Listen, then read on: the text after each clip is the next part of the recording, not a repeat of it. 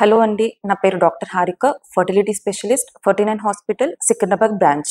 నార్మల్గా genetic testing అంటే ఏంటి, జెనెటిక్ టెస్టింగ్ ఎలా చేస్తారు అండ్ ఏ కండిషన్స్లో జెనెటిక్ టెస్టింగ్ అనేది చేస్తారు అండ్ జెనెటిక్ టెస్టింగ్ చేయడం వల్ల కలిగే లాభాలు ఏంటో అనేది మనం ఈ వీడియోలో డిస్కస్ చేద్దాం.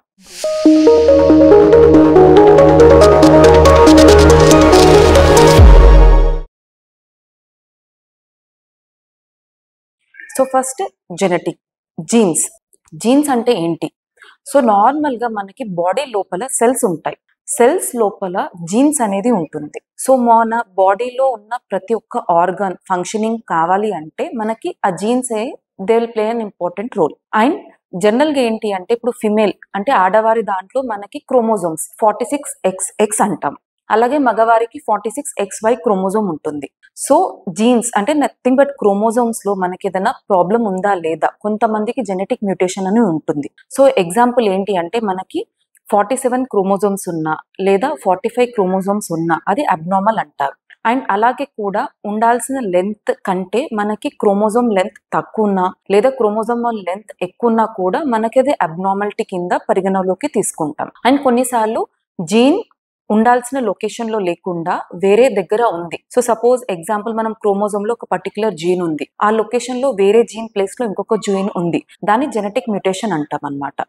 సో ఈ అన్ని కండిషన్ లో కూడా మనకి ప్రాబ్లమ్స్ అనేటివి ఏర్పడుతూ ఉంటాయి. సో జనరల్ గా ఏంటి, మనకి బేబీ అంటే ఆఫ్ స్ప్రింగ్ అనేది ఎలా తయారవుతుంది అంటే 50% mother genes and 50% father genes, ఈ రెండు జీన్స్ నుంచే మనకి బేబీ అనేది ఫామ్ అవుతుంది. కొన్నిసార్లు మనకి ఫాదర్ లో ప్రాబ్లం ఉన్నా లేదా మదర్ లో జెనెటిక్ ప్రాబ్లం ఉన్నా కూడా బేబీకి వచ్చే ఛాన్సెస్ అనేటివి ఉంటుంది. ఇంకొన్ని కండిషన్స్ లో క్యారియర్ స్టేట్స్ అంటారు. అంటే ఒకటే జీన్ ప్రాబ్లం ఉంది అనుకోండి, example cystic fibrosis. So cystic fibrosis లో జీన్ అనేది ఒకటే ప్రాబ్లం ఉంది. సో వాళ్ళని మనం క్యారియర్ అంటాం. అంటే చూడడానికి మనకి నార్మల్ గా కనిపిస్తారు, బట్ వాళ్ళకి సిస్టిక్ ఫైబ్రోసిస్ క్యారియర్ మ్యూటేషన్ అనేది ఉంది. ఇన్ కేస్ వాళ్ళు కనుక సేమ్ మ్యూటేషన్ ఉన్న జీన్ అమ్మాయిని పెళ్లి చేసుకున్నట్టయితే మనకి బేబీస్కి వచ్చేసరికి ఒక 25% ప్రెగ్నెన్సీలో మనకి బేబీ సిస్టిక్ ఫైబ్రోసిస్ ప్రాబ్లమ్ తోని పుట్టే ఛాన్సెస్ అనేది ఉంటుంది అనమాట.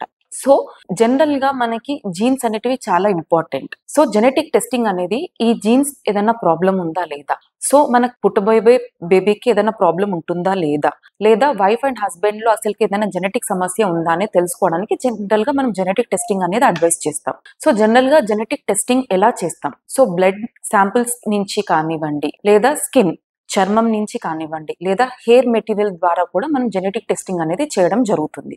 సో జనరల్ గా ఏంటంటే మోస్ట్ కామన్ గా మనం బ్లడ్ టెస్ట్ అనేది చేస్తూ ఉంటాం. సో జనరల్ గా టైప్స్ ఆఫ్ జెనెటిక్ టెస్టింగ్స్ అంటే జెనెటిక్ టెస్టింగ్స్ ఏ విధాలుగా ఉంటుంది అనేది చూద్దాం. ఫస్ట్ క్యారియోటైపింగ్ అంటే ఏంటి అంటే ఇది బ్లడ్ టెస్ట్ అన్నమాట. సో పేరెంట్స్ ఎవరిదైనా కానివ్వండి, మదర్ ఫాదర్, సో ఇద్దరి దగ్గర నుంచి బ్లడ్ శాంపిల్ తీసుకొని వాళ్ళకి క్రోమోజోమ్స్ 46XY క్రోమోజోమ్స్ ఎలా ఉంది, క్రోమోజోమ్ దగ్గర ఏదైనా ప్రాబ్లం ఉందా లేదా, లెంత్స్ ఎలా ఉన్నాయి అండ్ జీన్స్ మ్యూటేషన్స్ ఏమన్నా ఉందా లేదా అనేది అన్ని తెలుస్తుంది అనమాట ఇందులో. సెకండ్ వచ్చేసి మనకి new Born screening. So general గా ఏంటి, బేబీ పుట్టిన తర్వాత మనకి జనరల్ గా ఫాదర్ లో ఏదైనా క్యారియర్ స్టేట్ ఉంది, ఓకే, అండ్ బేబీకి వచ్చిందా లేదా అని డయాగ్నోస్ చేయడానికి కూడా న్యూ బోర్న్ బ్లడ్ శాంపుల్ నుంచి లేదా టిష్యూ శాంపుల్ నుంచి మనం జెనెటిక్ స్క్రీనింగ్ అనేది చేయడం జరుగుతుంది. సో నాట్ ఓన్లీ ఆ పర్టికులర్ జీన్ కే కాకుండా న్యూ బోర్న్ అంటే లైక్ డెలివరీ అయిన బేబీకి కూడా మనం జనరల్ గా ఏంటి ఇంకా అతర జీన్స్ ప్రాబ్లమ్స్ ఏమైనా ఉన్నాయా లేదా అనేది కూడా ఈ న్యూ బోర్న్ స్క్రీనింగ్ లో మనం టెస్ట్ చేయడం జరుగుతుంది. నెక్స్ట్ వచ్చేసి మనకి ఆమ్నియోసెంటసిస్. సో దీని ఏంటి అంటే baby around like 12 weeks or 16 weeks ఉన్నప్పుడు జనరల్ గా ఏంటి అంటే మనకి ఉమ్మనీరు పరీక్ష అనేది అంటారు. సో ఉమ్మనీరు పరీక్ష తీసేసుకొని అందులో మనకి ఏదైనా పుట్టబోయే బేబీకి ఏదైనా జీన్స్ ప్రాబ్లం ఉందా లేదా అనేది కూడా తెలుసుకోవడం జరుగుతుంది. ఎగ్జాంపుల్ కొన్నిసార్లు మనకి డౌన్ సిండ్రోమ్, ఎడ్వర్డ్ సిండ్రోమ్ అంటూ ఉంటారు. ఇలాంటి జెనెటిక్ ప్రాబ్లమ్స్ అన్ని కూడా మనం ఉమ్మనీరు పరీక్ష ద్వారా తెలుసుకోవడం జరుగుతుంది. దానికి అకార్డింగ్ గా మన ట్రీట్మెంట్ కూడా ఇవ్వడం జరుగుతుంది. నెక్స్ట్ మోస్ట్ ఇంపార్టెంట్ ఏంటి అంటే మనకి PGT, pre implantation genetic testing. So general గా ఏంటి అంటే ఇప్పుడు IVF పద్ధతికి వస్తే మనకి బేబీస్ ని మనం తయారు చేస్తాం, బయటే ల్యాబ్ లో మనం బేబీస్ ని తయారు చేస్తాం. సో కొన్ని conditions example sickle cell anaemia కానివ్వండి, లేదా థాలసీమియా కానివ్వండి, లేదా సిస్టిక్ ఫైబ్రోసిస్ కానివ్వండి, అది క్యారియర్ స్టేట్ లో, ఆ డిసీజ్ అనేది క్యారియర్ స్టేట్ లో ఉన్నప్పుడు మనకి పర్సన్ అనే వాళ్ళు నార్మల్ గా ఉంటారు. ఎగ్జాంపుల్ ఇప్పుడు హస్బెండ్ కి సిస్టిక్ ఫైబ్రోసిస్, సికిల్ సెల్ ఉంది, ప్రాబ్లం ఉంది అన్నప్పుడు వాళ్ళకి పెద్దగా సిమ్టమ్స్ అనేటివి సివియారిటీగా ఉండవు. బట్ సేమ్ పర్సన్ వాళ్ళ వైఫ్ కి కూడా ఈ క్యారియర్ అనేది ఉన్నట్టయితే మనం ఒక్కోసారి 25% ఛాన్సెస్ లో మనకు బేబీకి వచ్చే ఛాన్సెస్ ఉంటుంది. సో ఈ ఐవీఎఫ్ పద్ధతి ద్వారా మనం జనరల్ గా బేబీస్ ని ఫార్మ్ చేస్తాం. ఈ టెస్టింగ్ ఎలా చేస్తామంటే మనకి ఇప్పుడు ఆ పర్టికులర్ జీన్ అనేది ఈ బేబీలో ఉందా లేదా. సపోజ్ ఎగ్జాంపుల్ మనకు 4 బేబీస్ వచ్చాయి. సో అన్ని బేబీస్ కి కూడా మనం కొన్ని సెల్స్ తీయడం జరుగుతుంది. అది తీసి జెనెటిక్ టెస్టింగ్ పంపించడం జరుగుతుంది. ఆ టెస్టింగ్ లో మనకి ఆ పర్టికులర్ బేబీకి మనకి ఆ పర్టికులర్ జీన్ అనేది ప్రాబ్లం ఉందా లేదా, అంటే సిస్టిక్ ఫైబ్రోసిస్ అనేది ఉందా లేదా అనేది చూస్తాం. సో సిస్టిక్ ఫైబ్రోసిస్ ఏదైతే డిటెక్ట్ అవుతుందో ఆ బేబీని డిస్కార్డ్ చేసి రిమైనింగ్ హెల్దీ బేబీస్ ని మనం ట్రాన్స్ఫర్ చేయడం జరుగుతుంది. సో దీని ద్వారా మనకి పుట్టబోయే బేబీ హెల్దీగా ఉంటుంది అండ్ అలాగే సిస్టిక్ ఫైబ్రోసిస్ లేని బేబీని మనం ట్రాన్స్ఫర్ చేయడం జరుగుతుంది. సో జనరల్ గా పీజీటీఏ కానివ్వండి, జెనెటిక్ టెస్టింగ్ అనేది ఎవరి కండిషన్స్ లో చేయాలి. సో ఎల్డర్లీ ఏజ్ అంటే ఏంటి, అడ్వాన్స్డ్ ఏజ్ అంటే లైక్ మోర్ దాన్ 40 years.